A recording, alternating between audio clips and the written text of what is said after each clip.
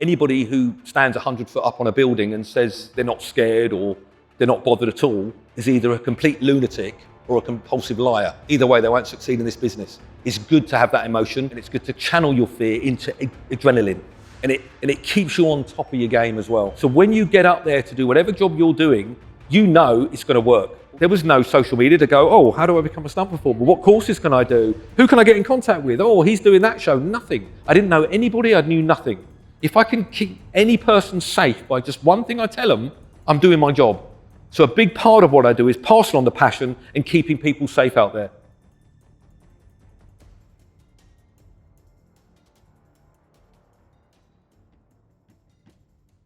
Hi, I'm Sid. And I'm Fran. And I'm Andreas. Now, you may know Andreas from his famous projects that he's carried out in Phantom Menace, Star Wars, or you may not. But today is your opportunity to listen along with us as we take a deep dive into all things stunt and action in featured films. I'd love to start at the beginning, and if we met young Andreas before any of this happened, what kind of person would we have met? I was an absolute lunatic. I was extremely hyperactive. You know, I loved sports, I loved adventure, I loved excitement. So I think my mum would say it was inevitable I would have become a professional stunt performer. But back then it was reining myself in, calming down, you know, and when I moved into this business, being a professional rather than just doing things for fun. So yeah, I was very hyperactive and quite a handful. So it was a space for you to channel that into something instead of driving your mum mad. Yeah, and I think it's inevitable. I mean, I couldn't have thought of a better career for me to move into as that kid, because I was, you know, I was naturally aligned to doing stunts really and doing adventure and stuff. So to find my way and do it as a career was amazing. You know, it's what I wanted to do, but it's a lot of hard work and a lot of luck. And yeah, I had a great career. Was there like a particular moment where you realised this wasn't just something you enjoyed to get out your mum's hair, like you say, it was something you wanted to dedicate your life to going forward? I think the hard thing was I didn't know how to get into the business.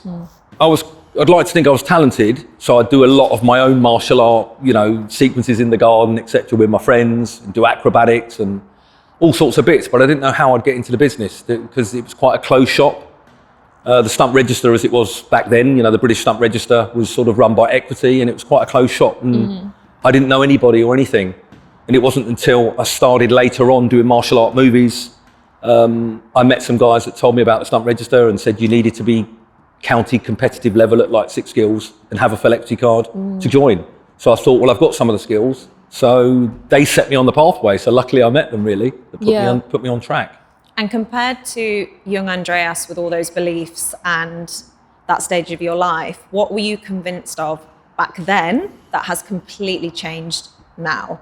With me? Yes, with you. Like personally, professionally, what was something when you were younger that you were like dead set on, but now your mind's expanded and evolved from that? Well, I'll be honest. My father, going back to my father, was very disciplined and disciplined me, you know, in a great way that obviously benefited me, but I had to always be the best, I had to always be number one, which, you know, at the time was hard, but it made me who I am. So I think I went into the business thinking I've got to be the best. There is no excuses, I have to be number one, I've got to work hard, I've got to be above everybody else. And I think, you know, after being in the business a while, being the best isn't important because you're constantly battling not anybody else, you're battling yourself. And I think that goes in life. You know, we're our own competition. Yeah. And I think putting that pressure away and just thinking, look, I'm here to enjoy myself. I'm here to do the best that I can. Forget everybody else. Just enjoy it. And I think at the beginning I wasn't enjoying it because I was constantly at a battle to be the best and the pressure. And it wasn't the easiest industry to get into. You know, the stunt coordinators at the time didn't really want to know us, the younger generation. We were the new generation with skills. The older guys didn't have the skills. They came from different backgrounds. They didn't really want to use us, but they had to use us. So it was quite a hard sort of time. But like I say, proving myself to myself, I think was a big part of my life. And that evolved, was not battling anybody else, battling myself and being the best that I can. You know, that was important. So you say that there was, you found out about the register through people that you met in connections, and it wasn't an easy foot in the door. It was a lot to fight for. You said you had 6 qualifications and skills you had to fight for. Can you talk to us more about what they were, what you already had, what was left over, and what was required of you to get those qualifications under your belt?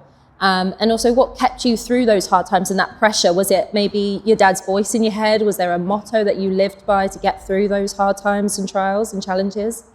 I think once I knew about the Stunt Register, I contacted them, sent them a letter. They sent me the pack that basically told me what I needed to do, all the skills and everything else that you need to do. So I had some of the skills. I already had gymnastics. I already had trampolining.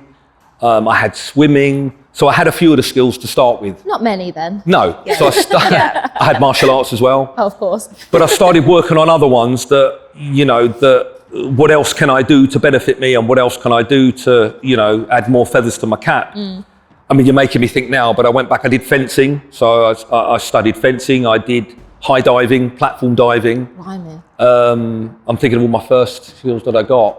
And I got breakdancing because I became a professional breakdancer. And because I was the British champion, I got a miscellaneous category. So that was my 7th skill. Again, Just to another. throw in some bonus. I was gonna say. Like, Yeah, I've already another- got this list. Just Here's had another. street dancing on there. Yeah, street Breakdancing, dancing was sorry. another. I mean, I mentioned the circus. We talked about that before this, didn't we? Yeah, we did, yeah. Yeah, there was an audition for a circus tour, summer and Easter seasons. I'd done a lot of acrobatics. I could do hand balancing, and I went for an audition, and I ended up getting the audition. So I did summer and Easter seasons with the circus. Learned a lot of skills. It was my first insight into the entertainment industry. Very arduous, very hard. Very disciplined. I had my own hand balancing acts and wire walking acts and teeter board and trapeze and working with animals. Threw you in the deep end It was, completely. it was. It was hard, it was arduous, but it gave me a good grounding. Yeah. And then a friend of mine, I raced motorbikes when I was young. I loved motorbikes and I raced motocross. He went away to America, excuse me, and he came back with an old videotape of this new dance form, and it was street dancing. And he put the video in and we started looking at it and I started practicing and I picked it up pretty quick. Oh, so you self-taught? Self-taught, breakdancing? yeah, from what I saw. And before I knew it, I was touring Europe with the breakdance team. And that was my work experience at 15, was going out to Europe for 3 months with the breakdance team. Oh, my goodness. Again, another big avenue, very hard live shows. We did a lot of live television. We did a variety show, a bit like a X Factor back in the 80s. And it was, and we won the show, but it was going out in front of like 10, 11 million people, live television. So at 15, it opened up another avenue of pressure of the industry, but it advanced me, bring it on. So The question is, can you still breakdance? Yeah. I can, but we're not doing it now. We're doing it No? later. Okay. Later. What's your favourite breakdancing move? Yeah. What's your go-to? Are you more like floor When you work perform? on your hands, or are you Oh, more yeah, of like yeah. a kicker? Like, I don't know what the technical is. Okay, I mean, I must admit, not blowing my own trumpet, but I found that being an all-rounder was really important. So I was very strong from gymnastics and acrobatics. I was very, very strong. So I could do a lot of the strength movements. The one move, funnily enough, that I couldn't get was the windmill. I just could not get the Is that the windmill. one where it's on your head and you It's have when you're to... spinning around on your back and your legs go around. and you just Right, the yeah. momentum. Yeah, you I have just to go could in. not get it. The good thing was that because I couldn't get it, I practiced everything else and didn't let it bother me, but I kept sort of practicing it. It's one of those things that suddenly came, and one day it suddenly came. It clicked. And it clicked and I got it really good and I could do it, without my hands, putting my hands behind my back, you name it, I could do it, flying off the floor. And I think because a lot of people, it's their best move in competitions, the first thing, I do is go out, do the windmills, get rid of that. That's their best move. And then I could hammer them with all the strength moves. So yeah, it was You're tactic. just firing up the Exactly. ammo behind. But yeah, windmill was a hard move. to learn. You have such a demanding lifestyle, physically, mentally, emotionally demanding. Everything that you do is high stress. Do you have anything that you could tell us is completely opposite to that to keep you grounded and balanced? yeah, that keeps you going. And Yeah. When I get away from the business or when I go home, you couldn't be further away from the career. I like everything. I like to forget it, put it to bed and totally relax.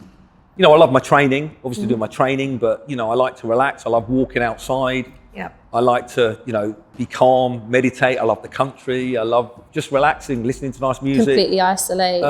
Yeah, I do. I find that to get away from it is quite nice because otherwise you've got 24/7 of it. So yeah, I like to relax. Good. I wouldn't stop dreaming about it. I'd be going home having dreams about what I've done that day, and then anxiety. The adrenaline would still be adrenaline would pumping, be living through me for like 20 years. But I guess you've been in the industry for so long now as well. You've had such a long career that you've adapted to those extreme highs, and then being able to come down to the baseline quite easily. I mean, it's a big thing with the business that, you know, maybe a lot of people don't realise, is that the adrenaline up and downs can happen on jobs. I just get flashes of different jobs. I remember I did a high fall. It was quite a high fall. It was over 100 feet, and it was at night time. It was dark, and I was up quite high on a building, and I remember I'm all ready to go. You know, I've warmed myself up, got myself all psyched up, ready to go. Okay, Andreas, we're ready for you. And I come to the edge, all ready to go, and everything's going. Okay, we're turning over, and cut. We've got a problem. Okay, if you can just relax, Andreas. We've got a technical problem, so I have to go and relax again. And this happened like 3 times, and you've just got to. You know, become one with yourself. But it's a big part of the business where you get a big adrenaline highs, then low. You do a big job, crashing a motorbike at like 50 miles an hour, you know, tumbling down the road, and you've had all that adrenaline, and then they go, okay, we're going to get back to this. We're going to sort it out. We're going to do another take. So if you can go and relax for a bit, and we'll be back on this in a couple of hours. You've gone from that extreme high adrenaline to just suddenly, nothing. But then you've got to bring yourself back up again when they want you back in a couple of hours. And your it's poor nervous system, your poor confused nervous system. Well, it does, but you get used to it. Yeah. You know, that is the business. And a lot of times I've had jobs change. You know, I've turned up for a job, and, you know, it might be I'm there to chase on a motorcycle, and the director goes, do you know what, I'd prefer him to be in a car.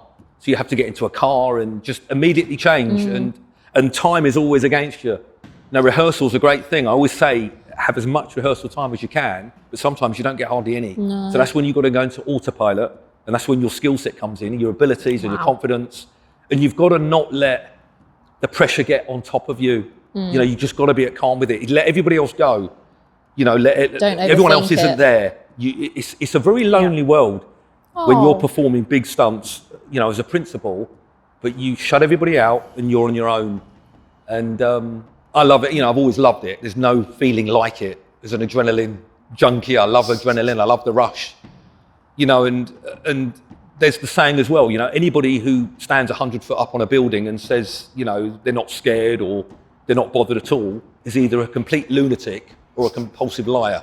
Either way, they won't succeed in this business. It's good to have that emotion. Absolutely, and it's good to channel your fear into adrenaline. And it keeps you on top of your game as well. I feel like Mike Tyson might have said that about fighting at some point before he entered the ring, although I can't believe that Mike Tyson ever was fearful of anyone stepping into the ring. But similarly, that you have to have some fear inside of you in order for it to be effective. Yeah. It fuels that drive. You're still human, aren't you? Yeah. So I think if you don't have that, you know, I don't know. I don't know how I'd operate any other way. But the big thing, like we said, is the big adrenaline high and then the low. Now, you can do a big stunt, and the next day, you know, you go back to your hotel or go home, and you wake up the next day, and from that big adrenaline high, there's that big lull. And no one sort of prepares you for that. It's quite weird. It is like being on a drug, and the drug's worn off. Yeah. You know, it's part of the system of what you do. Process, yeah. So people know Andreas to be the stunt coordinator, fight choreographer, a Star Wars legend. But what do you think people misunderstood about you the most, or currently do misunderstand you about you the most? I mean, a lot of people would think, and just generalise that as professional stunt people, that we're like adrenaline lunatics or we're daredevils. Yeah. You know, yes, we've all got that common bond that we love the adrenaline, we love the thrill, but everything we do is calculated. Now, I want to be able to do the same job 3-4 times and go home, you know, to your family, to your friends. So you've got to get it right. So I think the big thing is that we're just lunatics that will do anything for a laugh. It's completely wrong. So I think that's a misconception. Maybe when I was young, I was very like that. But as a professional, you want to be able to go home. And, you know, I will bring it up. It's something that, you know, is very apparent in the business. You know, when you work at the high end and the top level of this industry, you know, your friends can get seriously injured and damaged. I've had friends that are in wheelchairs, and I've also lost friends that have gone to work and they never come home. That's the reality of the business. You know, so you've got to be at the top of your game. You know, we are walking that line. Things go wrong. Things can go wrong. You know, as it's part and parcel of what we do, but you've got to calculate everything, and you've got to be prepared for everything. You know, emotionally, mentally. This is what I do. I signed the bottom line for it when I became a professional stunt performer, and that's what you've got to do. So when you're standing on the top of the building, you're in the car, ready to go. When they say turnover action, I go into autopilot. Yeah. And I've always said, if there was ever a time where I'm in the car, on the motorbike, standing on the top of the building, and they say, turn over action, and I hesitate, it's time to take off your pads and let someone else do it. Yeah. Oh, wow. Because it's time, you can't have that. And if you hesitate, that there's a huge risk factor. Yeah. You need to be confident, you need to be focused in order to execute whatever it is that you're going to execute. Yeah. And you have to give it 100%, don't you? Yeah, Otherwise, absolutely. like you said, if you falter or if you hesitate, There's no no room chance, for that, yeah. because it is actually a dangerous profession. Yeah, And absolutely. I think a lot of people obviously they see the finished product. They see the beautiful finished product, the screen, and then they don't realize the actual, well, we've heard of some potential dangers and all the potential dangers, but there's that risk factor. So has that been something actually of a concern to your family and friends? Because obviously you're stepping into quite a dangerous environment at times. How emotionally has that impacted sort of family and friends around you? If it has. If it has, yeah. Well, I think people that know me, it's part and parcel of me. It comes with the package. My parents knew what I was like. I think they were quite thankful that I went down the professional route from being that adrenaline lunatic child. At least it's legal. At least He's it's going to do legal. it properly and professionally now. Yeah. But just digressing on to what we said before, also, if you're part of a team, you've got all the guys around you. It's like you're part of that team. So that hesitation, panic, uncertainty is brushing off on everyone around you, and it's not good. So everything's about being calculated, practiced, rehearsed, tested. So when you get up there to do whatever job you're doing, it's going to work, or you're 99.9% happy and confident it's going to work fine. Yeah. And I think that's it. And it's the build up that gets you to that. You're never going to stand in that position and not be ready. If you are, you're potentially in the wrong business. Yeah. Yeah. Just to refresh and summarize, we've gone from little kiddo over here that has a lot of energy and channeling that energy into amazing qualifications and skills that has led you to where you are today, this incredible legend. But it's not just you, yourself, and I. You have this passion that you want to draw everybody in and give and carry on giving that passion and inspiring others to basically make them believe in themselves. You say you don't believe in dreams, you believe in goals. So from your goals, what led you to the academy? Like, what brought you here, and what's your ambition and goal to achieve with Well, this? I think you covered a lot of it. I mean, as a kid, when I got into the business, before I got into the business, I didn't know anything about getting into this business. I didn't really know anything about it. Well, I sort of lie. I did know about it because I used to watch and copy every film there was out there. Buster Keaton, Charlie Chaplin, Jackie Chan, Bruce Lee. I'd be copying all that stuff. So I knew what the standard was. And I was, pretty focused on where the standards and everything were. But there was no training for it. There was no social media to go, how do I become a stunt performer? no what courses can I do? tutorials. Who can I get in contact with? He's doing that show. Nothing. I didn't know anybody. I knew nothing. So once I got in, I was a bit disappointed that it was very much them and us. I mentioned before, all the stunt coordinators, older generation, they didn't really want to know us. Yeah. We're all the new guys. We'd done everything they want us to do, all the skills, all the qualifications, whatever. And they'd sort of set all these parameters to sort of keep people away. But we came in and I was a bit shocked that I'm like, here I am, train me. And it was like, go over there, do what you're told. And I just kept my mouth shut and did what I was told.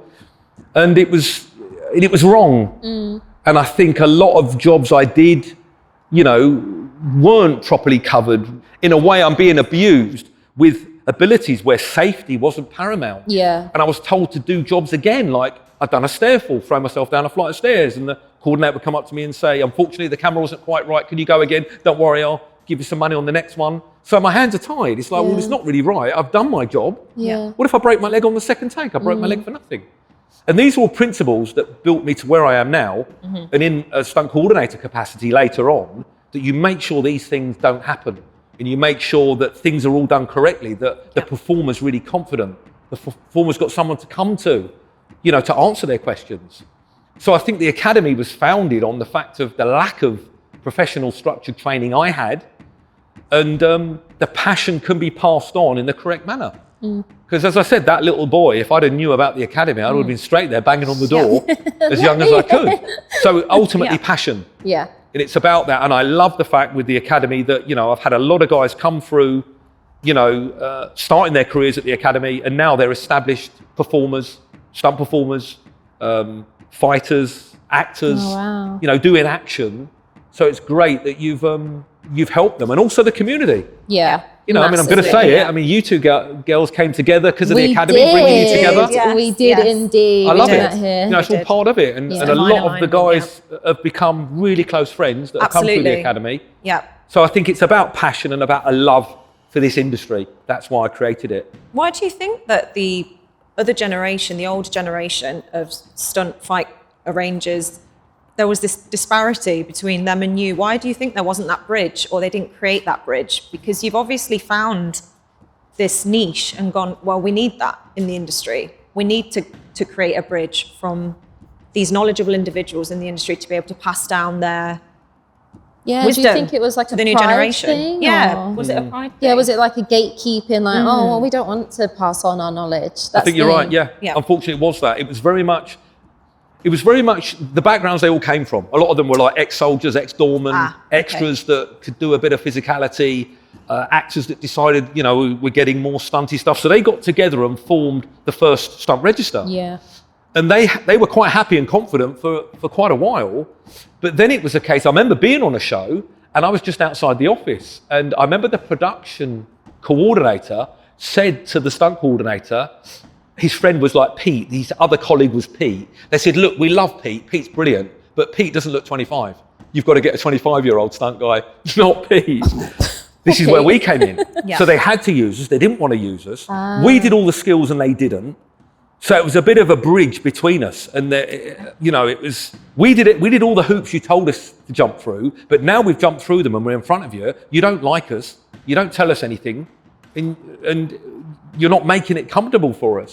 So I think from my background of going through that process on my apprenticeship, Yeah. I thought it's wrong, and I've always been keen to pass my knowledge on.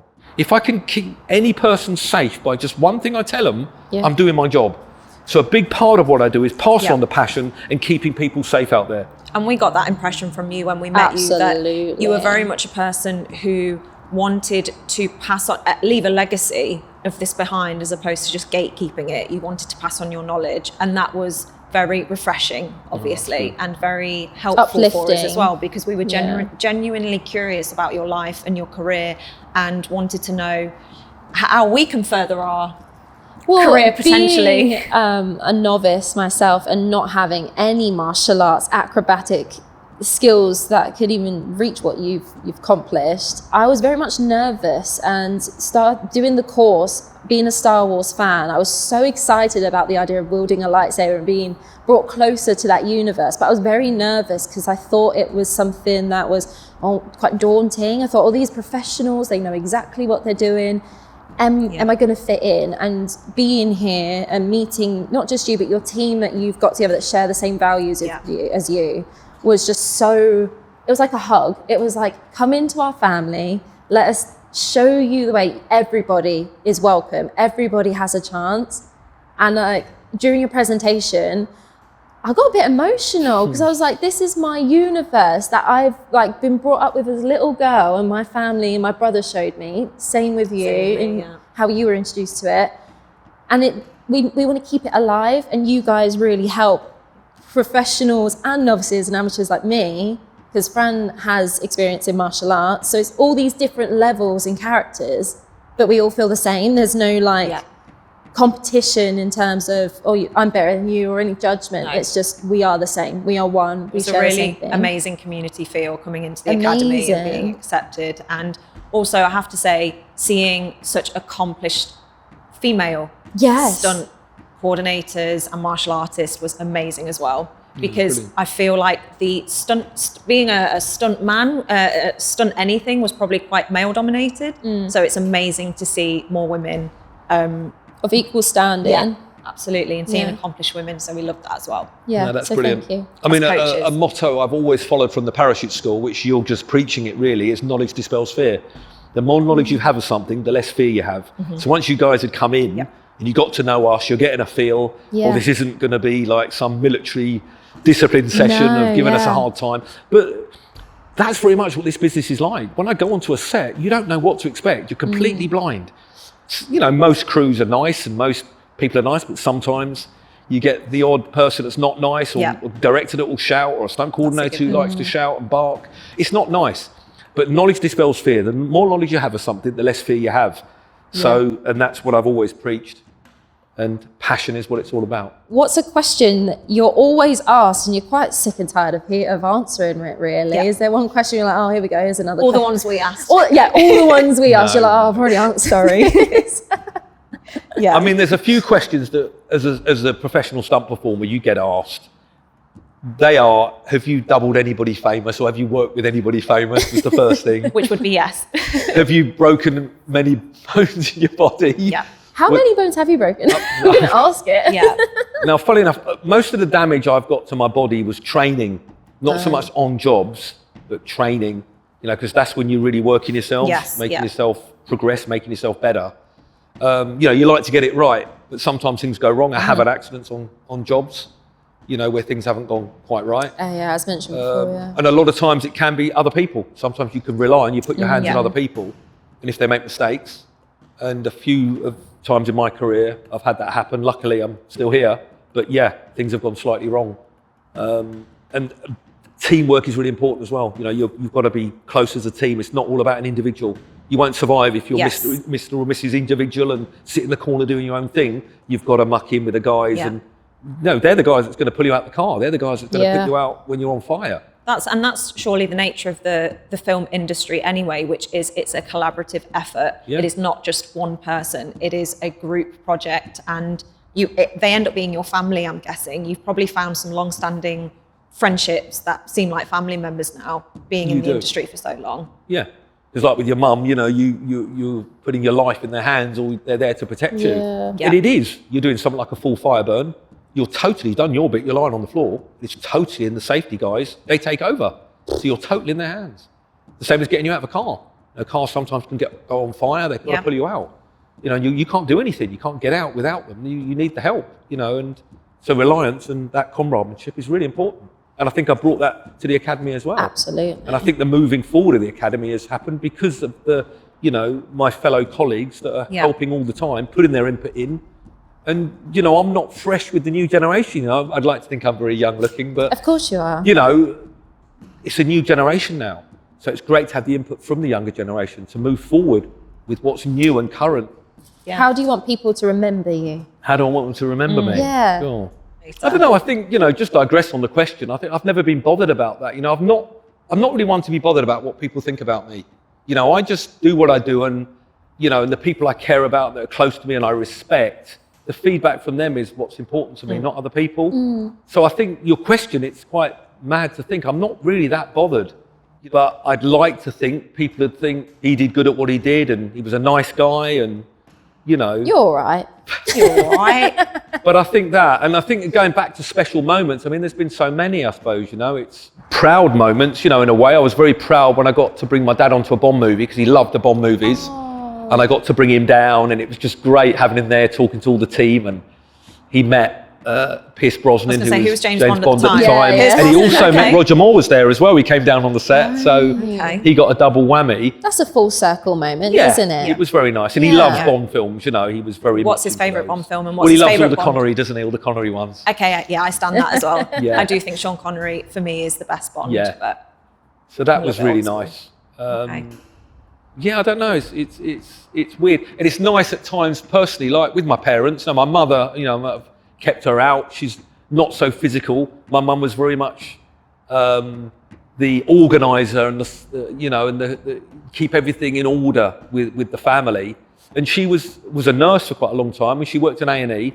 So she was very hardened. So again, looking at me as a child, when I used to go out and do all these crazy things, like I'd go out and try and go around the bend too fast on my bike and crash and skid down the road and go into the stinging nettles. So I'd pick myself up, come running home, bang on the door. Mum would open the door and go, "Oh, what have you done now?" No, oh my God. I'd have blood coming all out of me. And she'd be like, "Sit yourself down there. What have you done?" She was so cool and calm.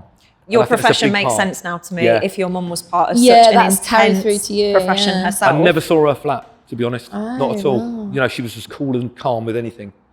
And so I got the best of both my parents in a way, in that way, which I'd like to think I took things from them, because I'd like to think I've never panicked. I try and, you know, Yeah. I don't believe in that. I think get everything organised, you know, make it work. And that's what's important. You've given us some really nice little tidbits of sort of life advice, but what would you say to somebody like a young person, for example, the younger generation now? What would you say to them just to help them out with life in general? Looking to do, anything they're looking to do, like from a personal perspective, from a professional perspective, what is like a piece of advice that you would give them? Even though you've given us so many already, but If there was one thing. Find what you want to do and do it. Don't let anybody stop you. You know, I remember at my careers, I was like 14 in my careers lesson, and the careers teacher said, you know, put your hands up what you want to do when you leave school. And I put my hand up and he said, what do you want to do? Petrides, what do you want to do? I said, I want to be a stuntman in the movies. And he shook his head, he went, no, you need a degree in physics and a degree in mathematics. So I thought, well, I'm never going to do that. So it completely put me off the path. And it wasn't until I said about the martial art movies and I met guys later. So I was a bit deflated, but I thought, well, that's a bit strange. And, you know, I've got an ironic story that goes with that. I mean, I might as well quickly tell you. I mean, Let's have it, years later, when I'd established myself and done a lot of films and established myself as a stunt performer out in the wide world, I decided to pay a visit back on him. He was still teaching at my school. And my friend lived up the road. So I went up to my friend, I'd arranged it all. I knew that he was in on a certain day because his son was at the school. So I went to my friend's, had a cup of tea, and then I thought, do you know what? I look really smart. I thought I'd go and see him. And I pulled up outside the school, you know, just to be able to point at him and go, you said I couldn't do it, and I did it. Just to let, you know, don't put other kids off like you did me. And I pulled up outside, I got myself all smart, looked in the mirror, and I suddenly, just about to get out the car, and I took a breath and thought, do you know what? He's not worth it. This journey is completed now because I wanted to confront him so much. I know I can walk in and wipe the floor with him, but it's not important. So you look to another journey. absolutely. Oh, that's a power move, He helped isn't me it? in a way by saying I couldn't. Yeah. And I said, I was just going to can. say these characters appear in, it seems like it's a pattern with people who, when they project their potential insecurities onto you and say, you can't do that, is them giving themselves away, saying they can't do it, but you're going to show them that you can do it. Yeah. And if anything, there's a sense of gratitude for those types of people who doubt you, because in fact, they're a bit of the driving force behind you becoming successful, because you're like, okay, I'm going to show you I can.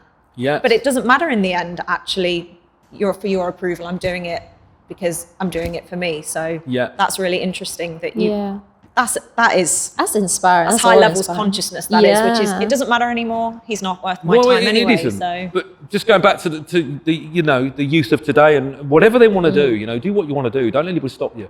Be passionate, but work hard. You know, nothing's easy in life. And there's a saying I've always followed, you know, if I didn't earn it, I don't want it. And everything I've got, I've earned. You know, if people give me things, I don't want to be given anything. I don't want any favors. You know, it's nice to know that what you have, you've earned and you work hard for it. More rewarding. Absolutely, No, and in this business, you realise that you're quite expendable because, you know, what price tag do you put on your life? You know, I've gone to work and there's chances I might not come back. If jobs go slightly wrong, you know, but it's about the passion. You put all that aside. Now, it's not about money. If you want to earn a lot of money, do something else. Don't get into the stunt business if you want to earn a lot of money. You will earn every penny. Every, if you like, broken bone, every scrape, every crack, whatever you've got, bruises, you earn them.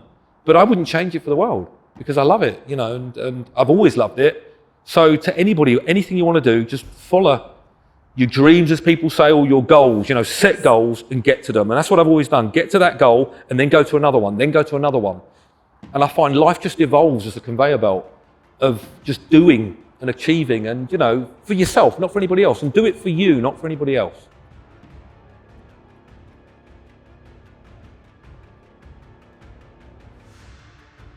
I mean, I remember getting the call. I got the phone call from the stunt coordinator. He said, do you want to be the fighter ranger on Star Wars?